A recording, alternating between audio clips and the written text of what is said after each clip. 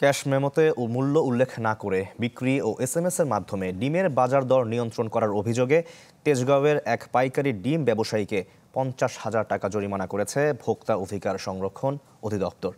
ভোর ৫টায় রাজধানীর তেজগাঁওয়ের ডিমের আড়তে বিশেষ এই অভিযান পরিচালনা করা হয়।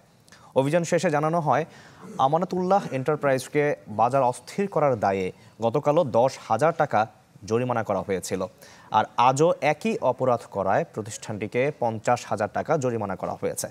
এ সময় তিনি আরও জানান, অভিযুক্ত এই ব্যবসায়ী আরও কিছু অসাধু ডিম ব্যবসায়ীদের সাথে যোগসাজশে মোবাইল এসএমএস এর মাধ্যমে বাজার দর ঠিক করে দিত, যা আইনত দণ্ডনীয় অপরাধ।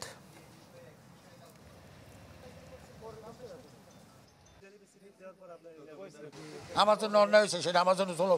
আমার ৫০ টাকা পুরো এক মাসে কামাইতে পারি না আমি, এটা আমার পেটে লাথি পড়ছে। ডিমগুলো বিক্রি হচ্ছে পাইকারি রেটে এখানে। এই ডিমটা খুচরা পর্যায়ে যখন যাচ্ছে তখন আমরা দেখলাম যে ৪ থেকে ৫ টাকা করে প্রতি ডিমের দাম অতিরিক্ত নেওয়া হচ্ছে। ১১ টাকায় যে ডিম এখানে বিক্রি হচ্ছে সেই ডিমটা খুচরা পর্যায়ে ১৫ টাকা পর্যন্ত বিক্রি করা হচ্ছে। ডিমের বাজার নিয়ন্ত্রণ হওয়ার আগ পর্যন্ত আমাদের বাণিজ্য মন্ত্রণালয়ের প্রতিমন্ত্রী মহোদয় নির্দেশনা দিয়েছেন যে অভিযান অব্যাহত থাকবে।